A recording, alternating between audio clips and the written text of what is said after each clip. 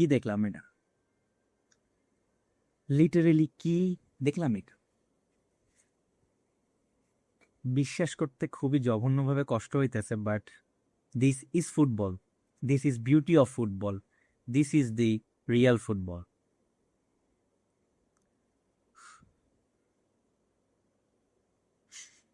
ভাই, এতদিন অনেক কিছু রকমের অনেক কিছু বলার চান্স ছিল, বাট আজকে যারা আর্জেন্টিনার এই খেলাটা দেখছে তারা, আই হোপ ভাই, কোনো রকম কমপ্লেন থাকার কথা না।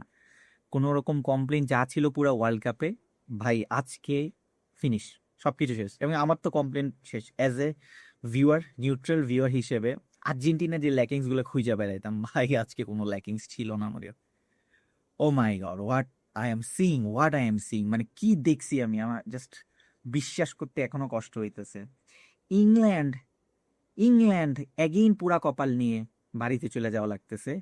অ্যান্ড ইউরোর ফাইনাল হোক হোক সেটা ওয়ার্ল্ড কাপের সেমিফাইনাল পর্যন্ত যাওয়া, ইংল্যান্ড তার এই পোড়া কপাল ছাড়তেছে না।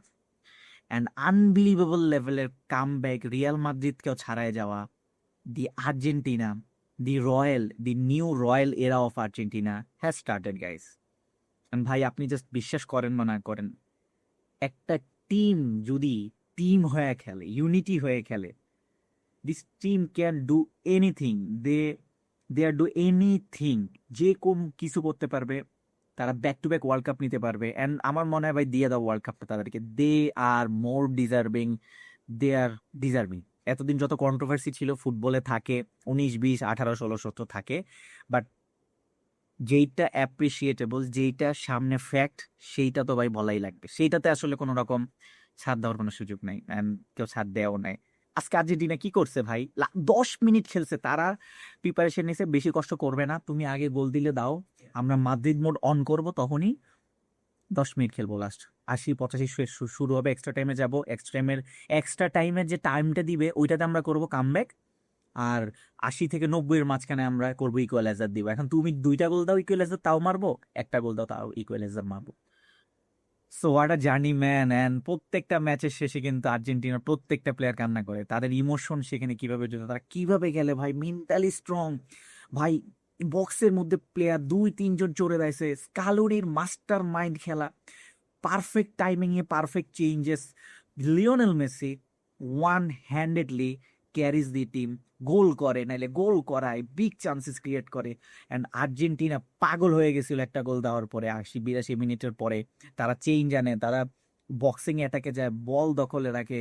লিওনেল মেসি ধুমধাম ভাই ঢুকে যেতেছে, সেই লেভেলে ড্রিবলিং, 3 জন মিলে আটকাতে পারতেছে না, তো ইয়াং ইয়াং পোলা পাইন, 3 জন মিলে 39 বছরের লিওনেল মেসি আটকাতে পারতেছে না।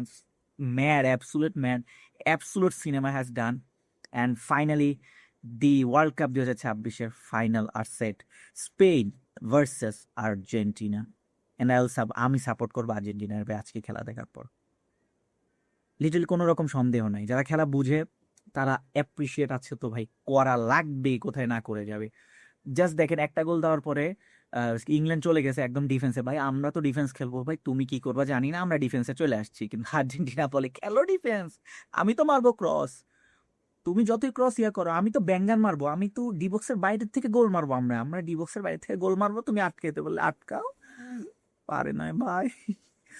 1.86-এর এইচজি, 15টা টোটাল শট, 5টা shot on target, big chance 2টা ক্রিয়েট করছে, 2টাতে গোল, 2টা অ্যাসিস্ট লিওনেল মেসি, 2টা ব্যাঙ্গার ব্যাঙ্গার অ্যাসিস্ট।